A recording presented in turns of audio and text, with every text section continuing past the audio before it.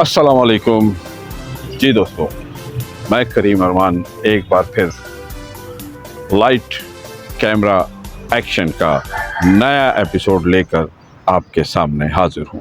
आज हमारा जो मौजू है वो है पाकिस्तान की पहली फिल्म के बारे में। जी हाँ, पाकिस्तान की पहली फिल्म तेरी याद।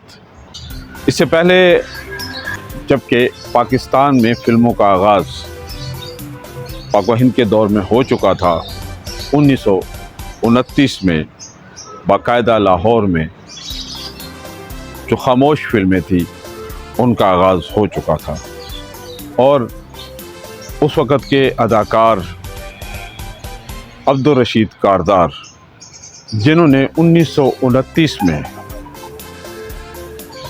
बाकायदा बतौर हदायतकार यहाँ से पहली खामोश फिल्म का आगाज़ किया, संग बुनियाद रखा। फिल्म का नाम था हुस्न के डाकू। उसके बाद ये सिलसिला शुरू हो गया और यूं लाहौर फिल्म इंडस्ट्री का क़याम अमल में आया। लेकिन तब क्योंकि पाक व हिंद एक थे, सब कॉन्टिनेंट बर्रे सग़ीर का हिस्सा था लाहौर भी, तो पाकिस्तान की फिल्म नहीं कहा जाता था। लेकिन जब 1947 में पाक व हिंद जुदा हुए और पाकिस्तान एक अलहदा मुल्क बन गया, तो तब लाजमी उस वक़्त इंडस्ट्री मुकम्मल तौर पर तबाहाल हो चुकी थी। जितने भी अच्छे टेक्नीशियन थे, जितने भी अच्छे डायरेक्टर थे, प्रोड्यूसर थे, वो बम्बई भारत में मुंतकिल हो गए, क्योंकि वहाँ पर एक बड़ा स्कोप था और उसकी वजह से वो लोग, बहुत सारे अदाकार, अक्सरियत फिल्म इंडस्ट्री से वाबस्ता अक्सरियत लोगों की वो वहाँ पर चली गई।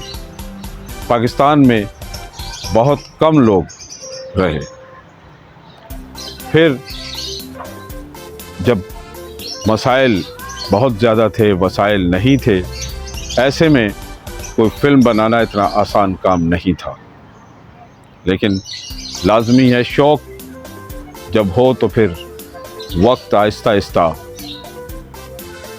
वो आ जाता है कि लोग अपनी मेहनत से, लगन से वो काम शुरू कर देते हैं और उस काम के लिए उन्हें फिर मेहनत तो करनी पड़ती है।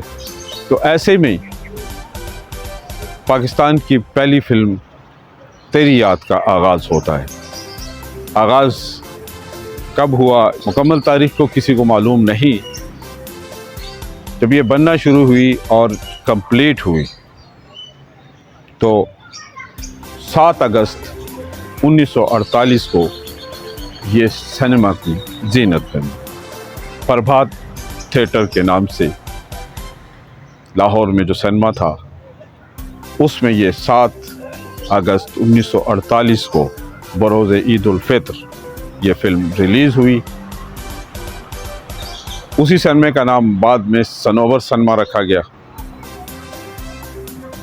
और यूं पाकिस्तान फिल्म इंडस्ट्री का आगाज़ इस फिल्म से हुआ।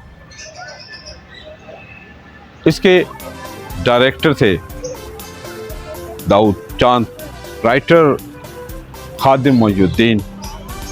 इसको प्रोड्यूस किया, बनाया, जिसने पैसा इन्वेस्ट किया वो थे जनाब सरदारी लाल साहब और उनके साथ को प्रोड्यूसर थे डीपी सिंह।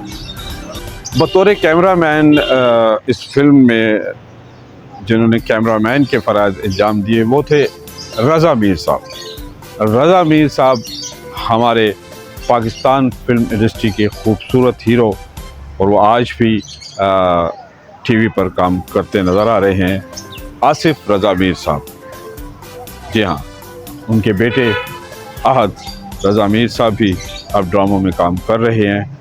तो ये रज़ा मीर साहब की तीसरी पीढ़ी शोबे से वाबस्ता है। अदाकारों का इंतखाब उस वक़्त जो हुआ, उनमें नासिर खान, आशा भोसले ये मेन कैरेक्टर थे, हीरो हीरोइन के किरदारों में ये लोग नमूदार हुए।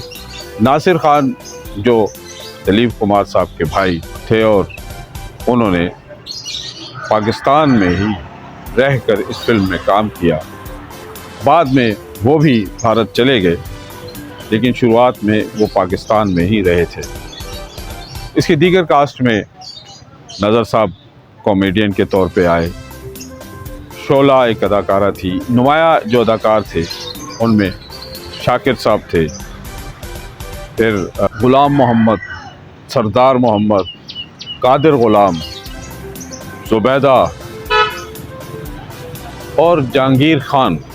अच्छा, जहांगीर खान इस फिल्म में एक सपोर्टिंग कैरेक्टर में आए। जहांगीर खान के बारे में मैं आपको बताऊं कि जहांगीर खान आज के हमारे टीवी के बहुत खूबसूरत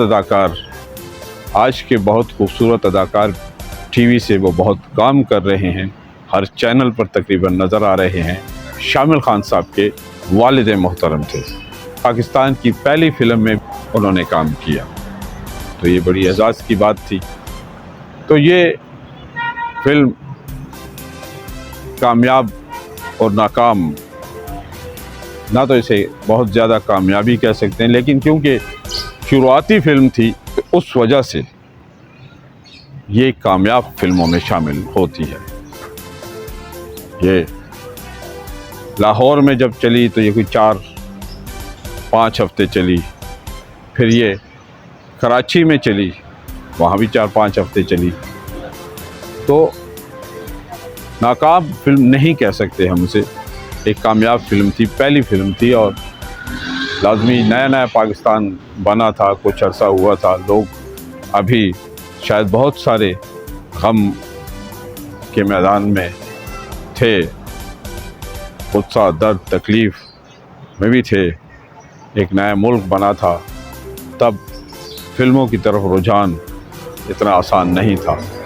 फिर वक्त के साथ साथ जब लोगों के ज़ख्म भरे तो यकीनन फिर पाकिस्तान इंडस्ट्री ने ज़ोर पकड़ा और वो चल पड़ी। तो आज क्योंकि हम तेरी याद के बारे में आप लोगों से बात कर रहे थे, तेरी याद क्योंकि पाकिस्तान की पहली फिल्म थी, तारीख़ी हिसाब से लाजमी इसको हमेशा याद रखा जाएगा।